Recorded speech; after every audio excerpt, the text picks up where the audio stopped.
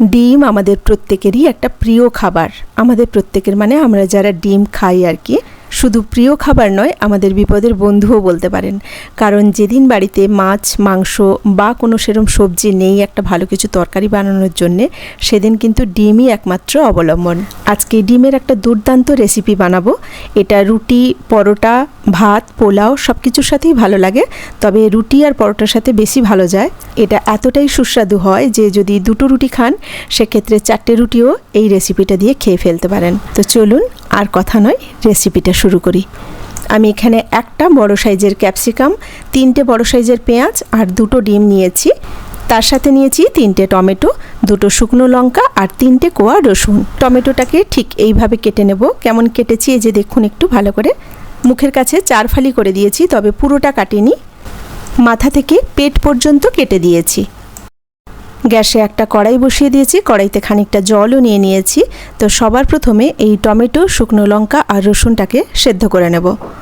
Minute 5-এর জন্য আমি ভালো করে ফুটিয়ে নিয়েছি। এতে টমেটোটাও সেদ্ধ হয়ে গেছে। টমেটো সেদ্ধ হতে বেশি সময় লাগে না।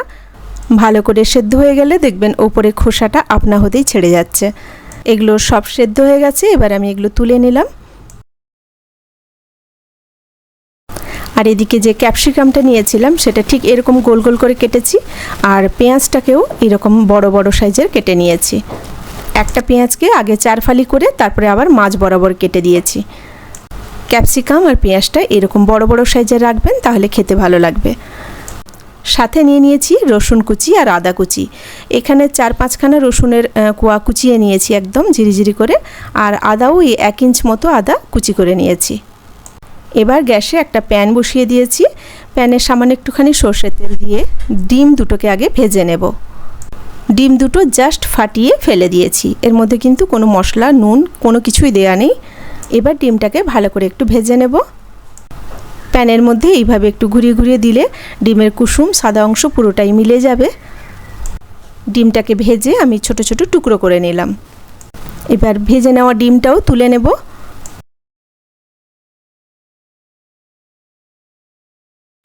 আবার প্যানের মধ্যে সামান্য একটু সর্ষের তেল দিয়ে দিলাম।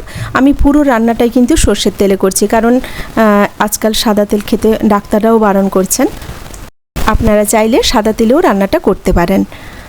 এবার তেলের মধ্যে পেঁয়াজ আর ক্যাপসিকামটা দিয়ে একটু ভেজে নেব। গ্যাসের ফ্লেমটা একদম হাই রেখে পেঁয়াজ ক্যাপসিকামটা ভাজবো। পরিমাণ মতো লবণ দিয়ে দিলাম।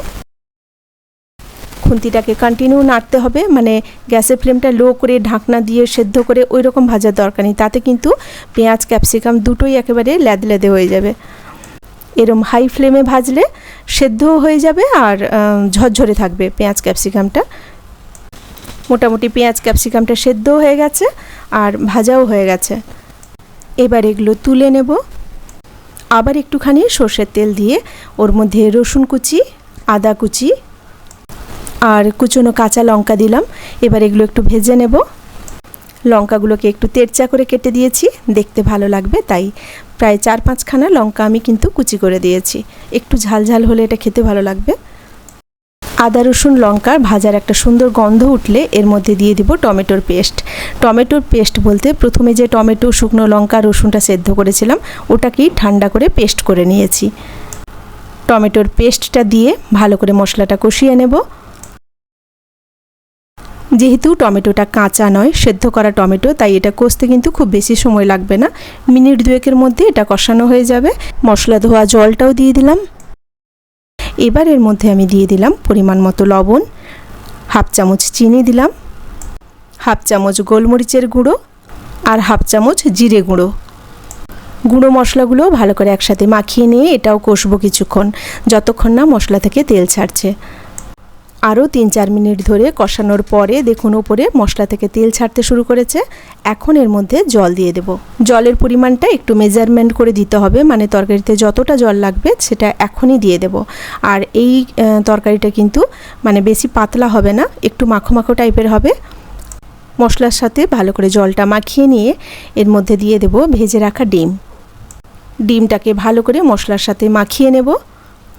এবার একে একে ভেজে রাখা পেঁয়াজ ক্যাপসিকাম ওগুলোও দিয়ে দেব। সব কিছু ভালো করে মাখিয়ে নিয়ে গ্যাসের ফ্লেমটা মিডিয়াম রেখে আরও 3-4 মিনিট আমি ফুটিয়ে নেব। সবশেষে দিয়ে দিলাম অল্প করে ধনেপাতা কুচি। রান্নাটা প্রায় কমপ্লিট। এটা শুকনো হয়ে গেলে আরও একটু ঘন হয়ে যাবে, তো হালকা একটু জলজলে থাকবে, সেই অবস্থায় গ্যাসের ফ্লেমটা অফ করে দেবেন। গরম গরম রুটি বা পরোটার সাথে বানিয়ে খাবেন, অসম্ভব টেস্টি লাগে খেতে। রেসিপিটা কেমন লাগলো ছোট্ট একটা কমেন্ট করে জানাবেন। ভিডিওটা শেষ অবধি দেখার জন্য অসংখ্য ধন্যবাদ। আর যদি রেসিপিটা ভালো লেগে থাকে একটা লাইক দিয়ে পাশে থাকার অনুরোধ রইল। সকলে ভালো থাকবেন, সুস্থ থাকবেন, নিজের শরীরের প্রতি যত্ন নেবেন। কথা হবে আবার পরের ভিডিওতে নতুন কোনো রেসিপি নিয়ে। আজ এই পর্যন্ত, নমস্কার।